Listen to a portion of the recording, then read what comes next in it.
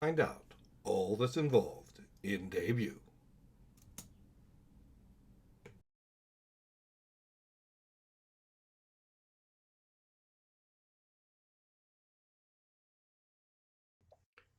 Welcome to the debut interviews where we talk with the amazing storytellers that have so much to say about their practice, about their performance, about their stories. But you're probably asking, even though everyone's talking, at least we hope so, what is debut?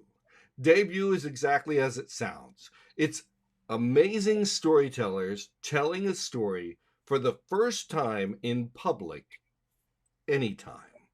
And then after that, they engage in play with me for about 10 and 15 minutes where we just practice and play and work the story direction.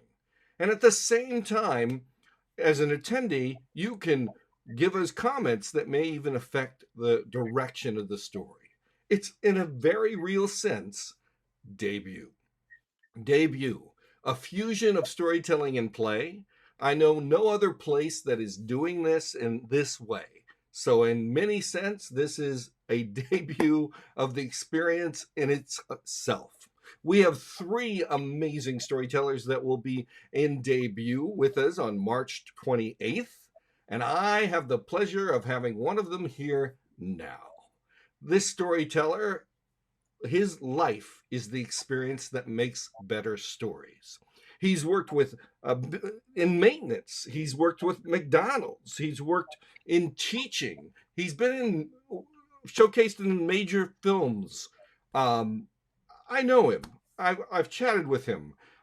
He's lively. He's even worked with the greatest show on earth, and we may find out a little bit more. There is so much. An onion has many layers. So does this teller, and he loves to laugh. So I hope you enjoy, and I know you will, as we talk with the legendary, and he'll tell you why he is, Mike Perry.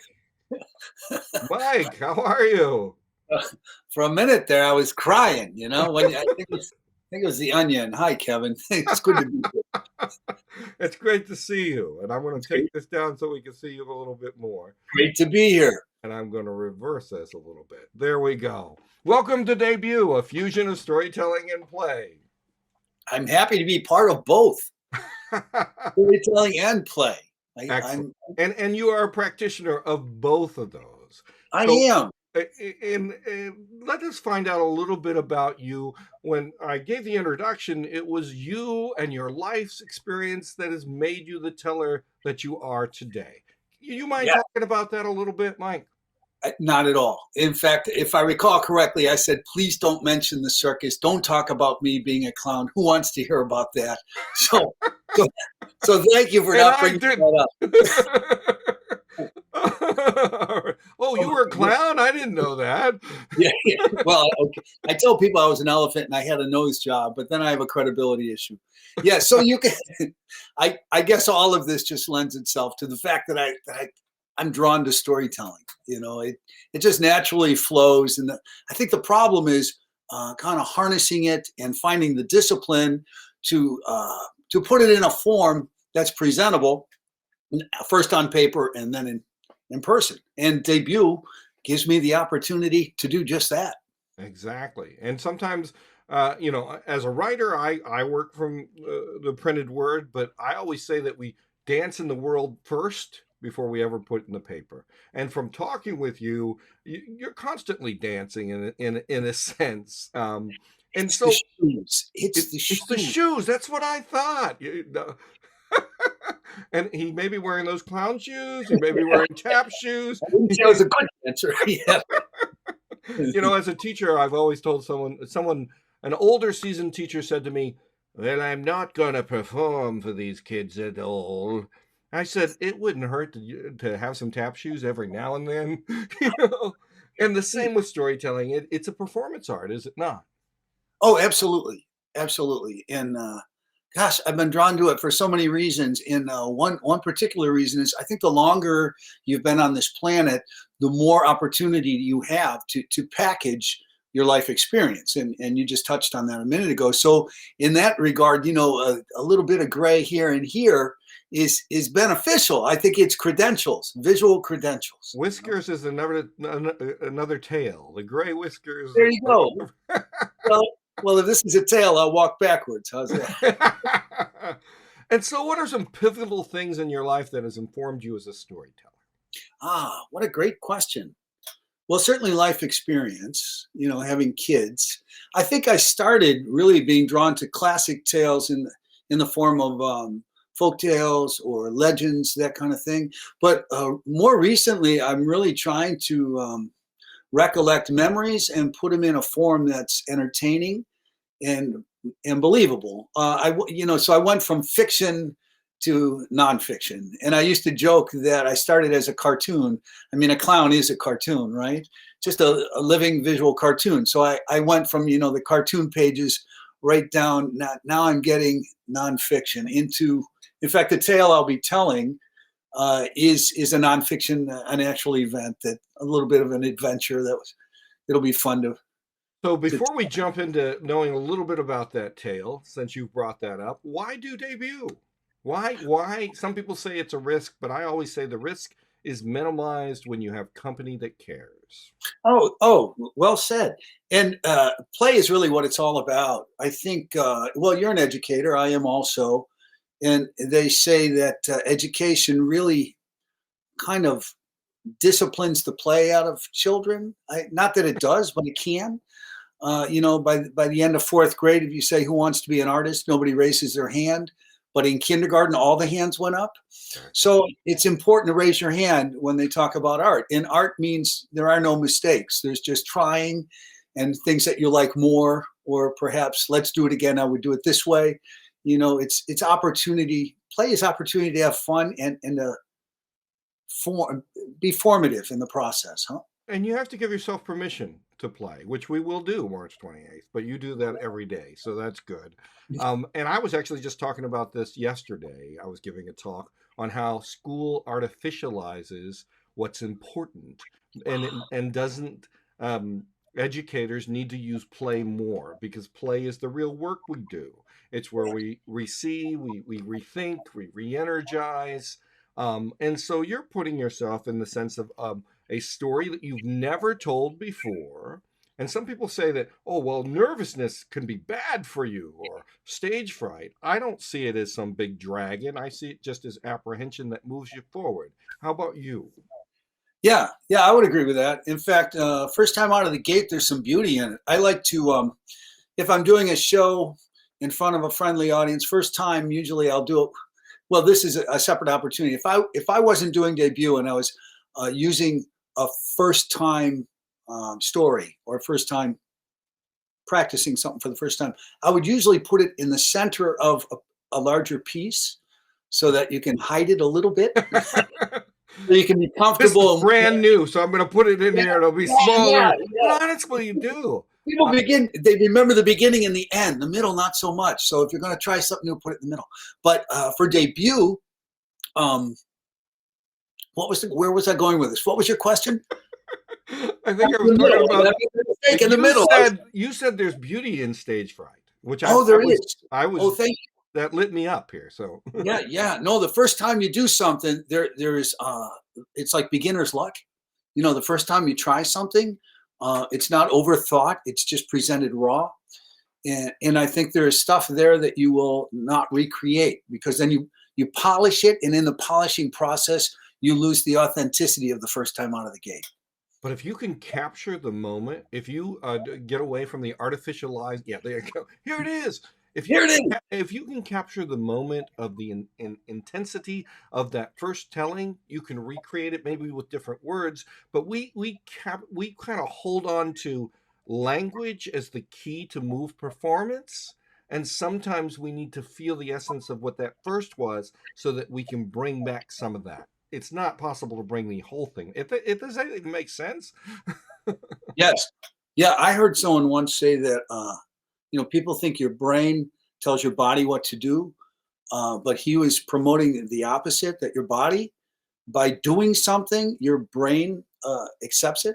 So it's actually the action that teaches the mind, not the mind teaching the action. So in that sense, the first time doing something, you're actually cementing, you're giving permission to your mind to accept that this is happening. So if you start with the right attitude and give yourself permission to go out and have fun, that's the message you're going to give yourself in the process and afterwards. I recently read a study that the mere fact that you have a positive outlook on life actually raises your life 12 years. I mean, it was a huge study. I'm 120 years old.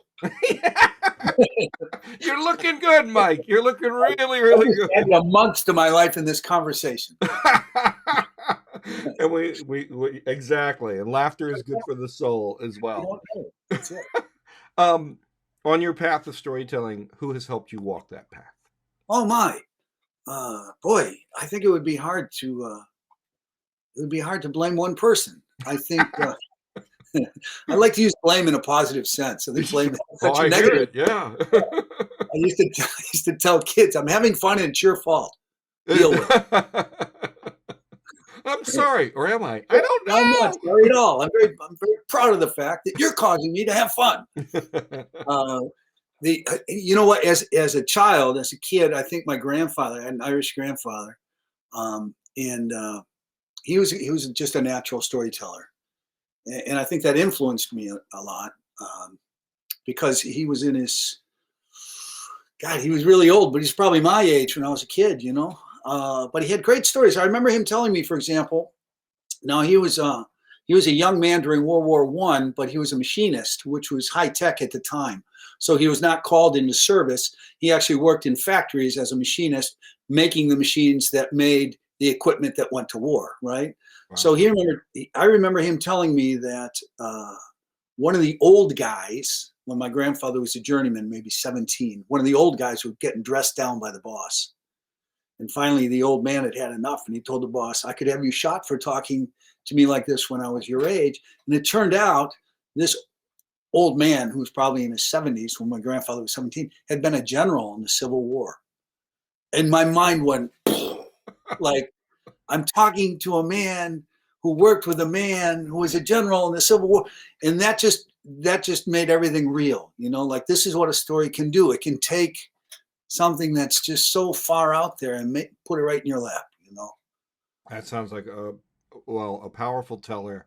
In the sense, I talk to so many people that say after a performance or a workshop, and they say, I didn't have storytellers in my life, or I wasn't raised on story. And I've started to question that. I've started to say it might not have happened on a daily basis, but you had some time in your life that somebody moved you through story. Because if we're wired for story and the research supports that we answer in story, it's just a matter of doing what you did. Take time, listen to your grandfather, and then responding and thinking about it in story. There's no question in that, but maybe you could give me a response. Yeah, no, I agree. In some ways, I think story is a packaged metaphor. When you hear a story that affects you, you have to say, why does it affect me? And it's because there's a connection there. So that story represents something that you either hadn't thought about or never connected to whatever else you bring. There's a connection there. And that's what a metaphor does. It takes you from what you know to, it just extends you that much further. So perhaps, like you said, maybe, they haven't made it real, or they haven't taken the time to make that connection. And so as a storyteller, I've had the same experience. People come up and go, "Wow." And you think, no, not wow. Thank you for that. But it's everywhere if you start listening. Now that you hear, start listening. And that's the key. I've actually started changing things to have a narrative mindset where I listen and respond in story. Instead of paying for my gas quickly, I might listen to the stories that are around the gas station. That makes it really awkward when the guy's behind me trying to, and I'm saying, "Have you heard Mark Twain? Mark Twain said this." And that was during the Persian Gulf crisis. I'd be reading a book, and I'd be like, "Let me tell you about what's happening in chapter 13." And this long line. How did that work for you, Kevin? Wasn't there very long. But I do remember there were bullet holes in the glass pane. So, I had to entertain myself somehow. because it could be scary. And we find in story a release from fear. We find in story um, ways of dealing with life. Would you say that? Oh, yeah, absolutely. Absolutely. I think, yes. And another kind of factoid is they say that a baby in utero knows its mother's voice. You know, mothers speak to their child before the child is born. So your hearing is one of the first senses to develop, and they say it is the last to leave your body. Wow. So, you know, that connection, we are oral animals. You know, you can close your eyes, you can't close your ears. I mean, that's worth a pause. I mean, just in the sense of, hearing is what we start with and what we end with, and the importance of deep listening to each other. We spend too much time responding and answering to instead of listening and patiently listen. I think it makes me a better storyteller because I'm a listener of so many stories. Who is someone that you've listened to, whether it was your grandfather, whether or whomever, and you just Mm. said, "I want to move people that way," or Uh, I want to take people that direction." well, as a storyteller in today's world, I'm a big fan of Kevin Kling. Oh, Um, excellent. yeah, yeah. He's profoundly intelligent and weaves a great tale, and he's so smooth. And he's I really, unpredictable throughout the tale. You yeah. do not know where it's going. Yeah, And there's always a little smile in his voice. It yeah, always yeah. sounds like he's, It's like yeah, he's got a secret that's holding back, yeah, and he's like, yeah, yeah, yeah, "Gotcha," but it's really not the secret, so I'm coming back. I agree yeah. with you wholeheartedly. Yeah, And yeah, and the first time I saw him, I mean, I saw him live the first time. I went like, "What is this?" And I was just gobsmacked. I mean, I sat back. So him, but even, you know, even in my lifetime, I've always been drawn to comedy, and I've seen. I mean, I'm a huge fan of vaudeville and obviously circus, that kind of shtick, and you know, old time circus and juggling and magic and variety arts. But I've seen in my lifetime, just in 30 years, 40 years, I've seen comedy go from, you know, punchline, punchline, punchline to storytelling. You know, right. Seinfeld. You know, absurdity, storytelling, observations, essays just delivered as an observation on the absurdity of life. George Carlin taking words and you know, a word you've seen 100 times, and all of a sudden it means something else because of how he delivered it. Robin So Williams taking it further and further and further. Judy Carter wrote a book on the comedy book, and there's 3 pages on the difference between storytelling and comedy, and it basically says comedy might work toward the laugh, but story is more than the laugh, and so is comedy. And she makes that point. But I think it's really important that it's a roller coaster of emotions. We don't always have to work toward a punchline, even though there's nothing wrong with that. My wife's an improv comedian, so I want to well, I honor. was just going to say And we're I have talking about improv too, improv. as you know. Yeah, improv, which is not, you're not focused on comedy. You're focused on character and you're focused on message. And if the comedy is there, that's great. And if And, it's not there, that's okay. and the root of it is in play. Um, Hmm. and just a fusion of storytelling and play is giving yourself permission to let go so someone can help you. And I was talking to someone the other day that it's a co-creative art if it's done well. So if I'm a play practitioner and you're the teller and we're working together, I'm working for you. I'm trying to help you, and I say, oh, I this. need an oil change.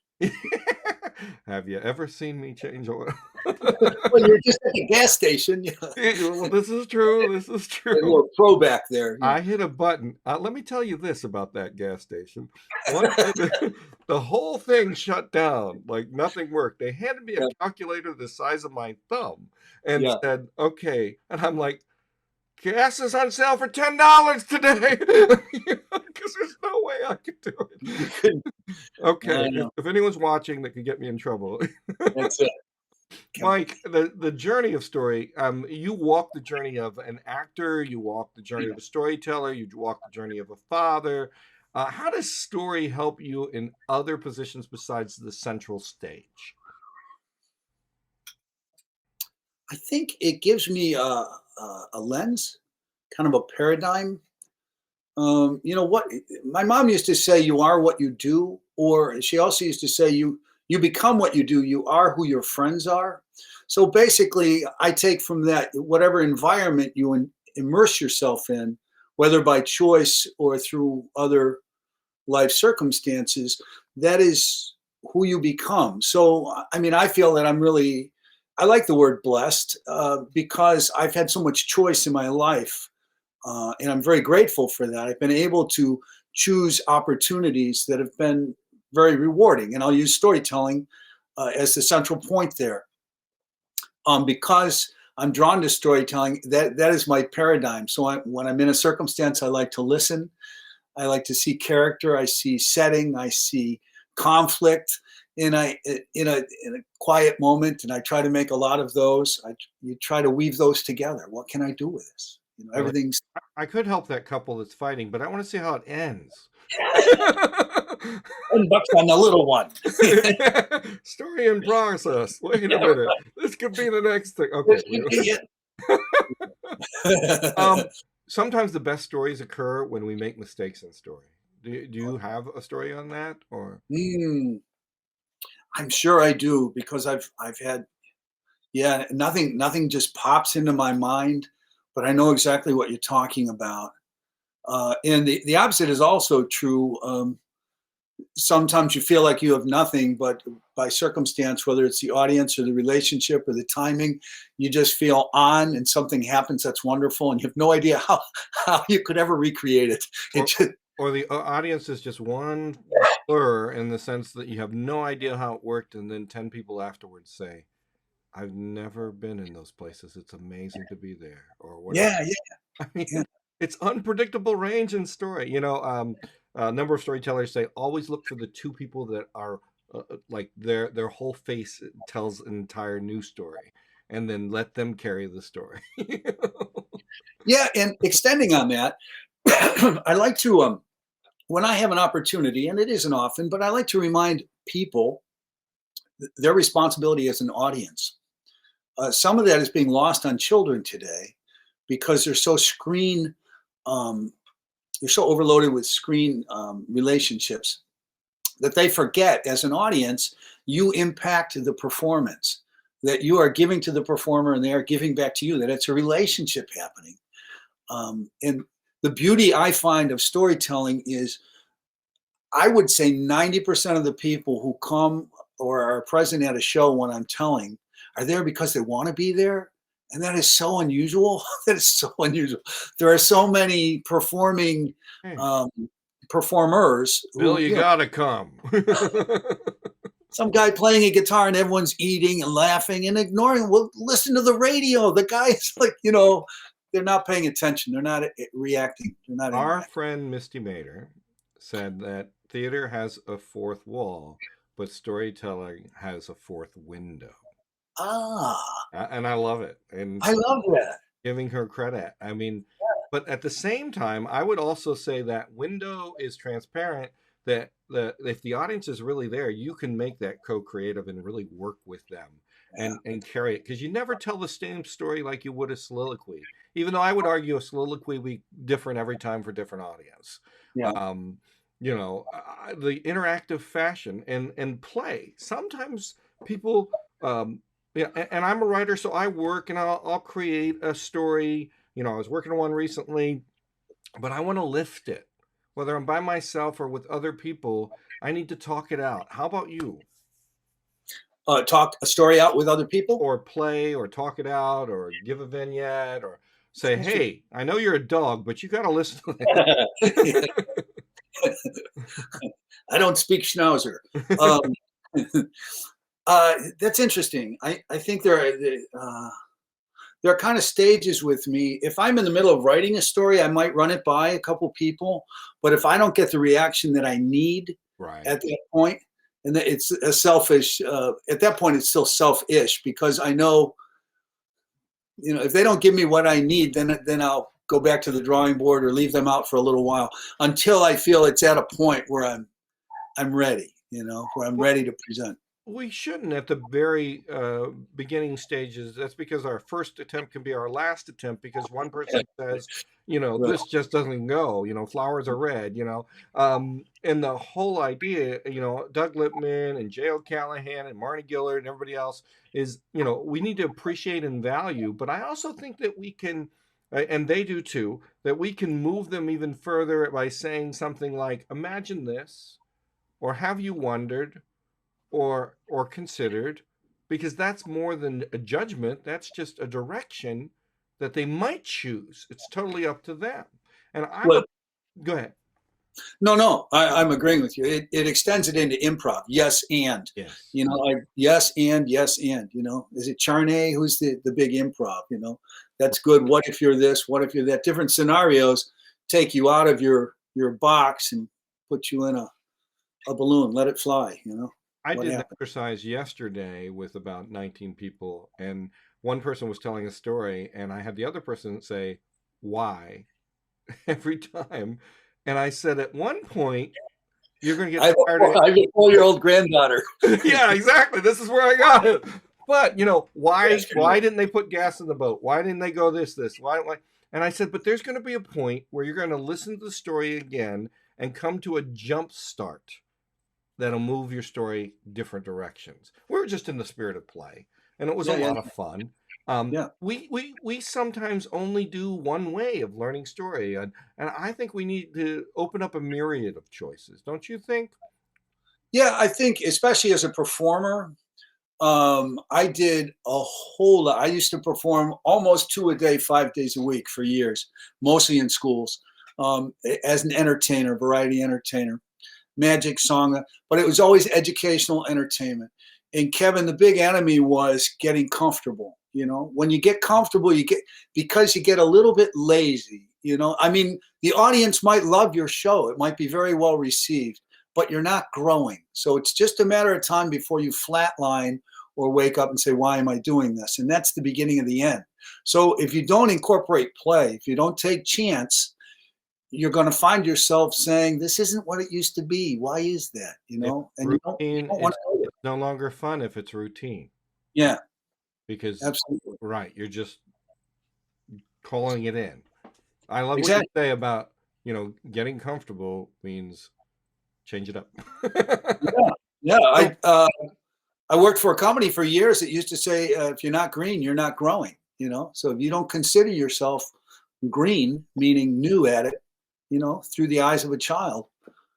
and that's the spirit of debut. There's beauty in the beginning. So let's tease out a little bit of the story that you're going to tell. Okay. How much do you want to know? No, we're not allowed to know everything, but just for the people that get to watch this video, they get a little more inclination of what they're listening to. Okay, that's fair. Well, when I was, it's a true story. When I was dating, actually, what I did is I went from one institution to another. I graduated from college, got engaged, and got married in September. Like so in that summer, it was actually Congratulations and congratulations. yeah, well, it's a history lesson. Anyhow, I was engaged and we decided on Memorial Day, which is very close to my wife's birthday. Now my wife, we were going to visit her friend. That's another story. A guy who used to, yeah. Right. So it's an ex. Oh, I hear you. Okay. Yeah. So we're going. I grew up in Buffalo, New York. So we went. He lived in Canada, and we were going to. Every year, his tradition was on Memorial Day, he would take his sailboat out on the Niagara River, and we would go over to Grand Island. And I have to give you a little geography lesson here, but the tip of Lake Erie. Lake Erie is almost horizontal. The tip of Lake Erie is Buffalo, New York. And then above Buffalo, New York is Niagara Falls. And there, also almost horizontal, is Lake Ontario. So it's like two fingers. Gotcha. Now, connecting them is the Niagara River. Now, again, the Niagara River may sound familiar because Lake Ontario is considerably lower than Lake Erie. Okay. Thus, water falls. Niagara River, Niagara. I've heard of them. Niagara Yeah, Falls. it certainly does. Yeah, so between you go over a bridge to get to Canada, which we did our whole lives. You go over and eat lunch or have fun or do whatever. Long story short, we went over. we took his boat out on the river, Nope, and we stopping you there. that's Stopping you it. there. We're going to let them listen and find out. And when is debut? I'll help you if you don't know. Debut is on the 28th. That's coming up lickety split. That would be 1 week from tomorrow if I did my math. Yeah, exactly. 4:30 Eastern Standard Time. Eastern Standard Time. I'm going to wait right here. Well, good. I'll keep the video on and we'll be Yeah, perfectly ready. there you And go. and so why should people come to debut? Oh, let's see now. Storytelling and play. What more do you want, right? Well, Well, Mike, I'm it has been a rich pleasure to talk with you and find out a little bit more about your background and the fact that when you're comfortable, you need to change up. And these particular videos teach me, and I'm hoping that they teach everybody that watch. And you definitely have helped build that impact. Mike, I'm going to give you the last word. I'm going to expand on word, make it plural, and say words. The word is debut. The words I have is I hope to see you at debut next week. It'll be fun. Fun play.